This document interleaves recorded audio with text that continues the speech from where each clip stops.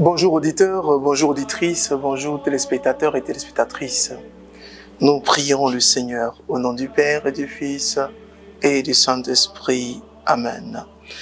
Demandons encore au Seigneur ce matin d'être attentif à nos supplications. Demandons au Seigneur de veiller chez nous. Demandons au Seigneur de nous protéger. Et rappelons au Seigneur que nous mettons tout notre espoir en lui. Rappelons au Seigneur que il est notre force, que nous comptons sur sa grâce, sa miséricorde. Si nous sommes réellement purifiés par le Seigneur, si le Seigneur remet nos péchés, nous pourrons donc mener cette vie qu'il attend de nous. Supplions le Seigneur pour que le Seigneur écoute et entende nos prières. Le Seigneur entende, écoute nos prières. Bien-aimés frères, bien-aimées sœurs, nous sommes jeudi. Et nous allons ensemble partager l'évangile. Évangile de Jésus-Christ selon Saint Jean, chapitre 8, versets 51 à 59. En ce temps-là, Jésus disait aux Juifs, « Amen, amen, je vous le dis, si quelqu'un garde ma parole, jamais il ne verra la mort. » Les Juifs lui dirent, « Maintenant nous savons bien que tu as un démon. Abraham est mort, les prophètes aussi. Et toi tu dis, si quelqu'un garde ma parole, il ne connaîtra jamais la mort. Es-tu donc plus grand que notre père Abraham? Il est mort et les prophètes aussi sont morts. Pour qui te prends-tu? Jésus répondit, si je me glorifie moi-même, ma gloire n'est rien. C'est mon Père qui me glorifie. Lui dont vous dites, il est notre Père. Alors que vous ne le connaissez pas, moi je le connais, et si je dis que je ne le connais pas, je serai comme vous, un menteur, mais je le connais. Et sa parole, je la garde. Abraham, votre père, a exulté, sachant qu'il verrait mon jour. Il l'a vu et il s'est réjoui. Les Juifs lui disent alors, toi, qui n'as pas encore 50 ans, tu as vu Abraham? Jésus leur répondit, Amen, amen, je vous le dis, qu'avant qu'Abraham fût, moi je suis. Alors il ramassait des pierres pour les lui jeter, mais Jésus, en se cachant, sortit du temple. Parole du Seigneur notre Dieu. Bien-aimés frères, bien-aimées sœurs, de façon simple et très sincère, si nous étions au temps de Jésus, je dirais même que les Juifs ont été patients. Nous l'aurons lapidé. Nous l'aurons crucifié le premier jour. Comprenez que les Juifs sont dans une atmosphère où Jésus est avec eux. Jésus n'a pas plus de 33 ans. Ils ont connu des pères. Ils ont connu des prophètes. Leurs pères de génération en génération, par la tradition, par la culture, leur ont parlé de leurs pères, de tous ces prophètes, de tous ces patriarches. Et voici qu'un jeune de 30-33 ans va le dire que je connais Abraham.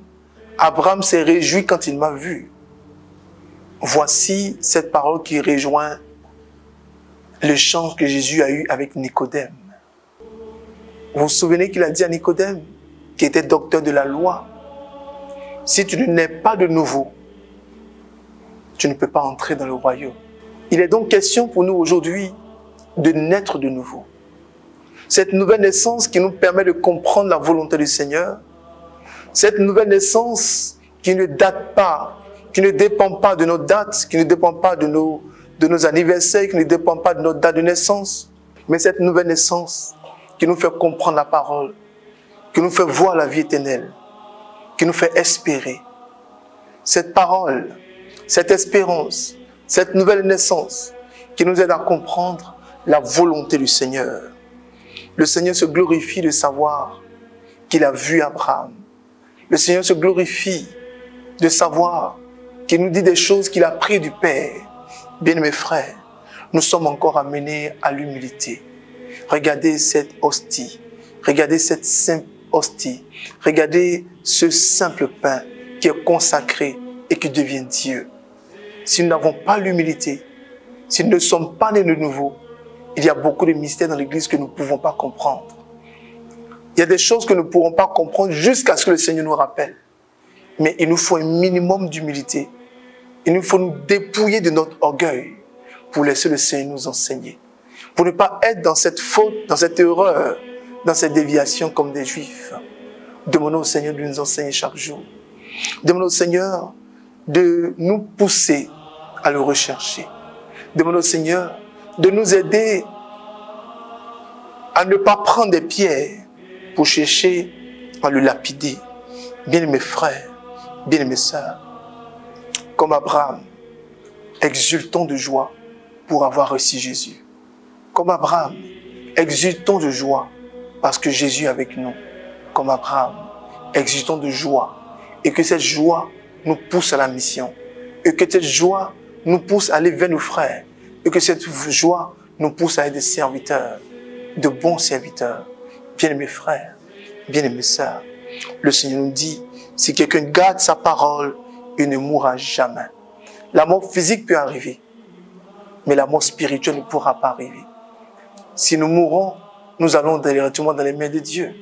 Donc la mort physique n'est pas un problème. Qu'en est-il de la mort spirituelle? La mort spirituelle, c'est quand on ne le connaît pas du tout. La mort spirituelle, c'est quand on est loin de lui. Pendant qu'il est encore temps. Pendant que c'est le temps de miséricorde.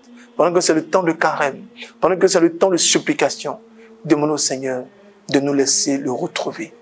Abraham, votre père, a exulté, sachant qu'il me verrait un jour. Aujourd'hui, réjouissons-nous d'avoir l'évangile, d'avoir la parole, mais aujourd'hui, plus que jamais, appliquons-nous à mettre en exergue et en application et exerçons cette grâce de miséricorde. Exerçons la parole. Alors que Dieu nous garde, que Dieu nous bénisse. Merci de nous avoir suivis. Au nom du Père et du Fils et du Saint-Esprit. Amen. Amen. Amen.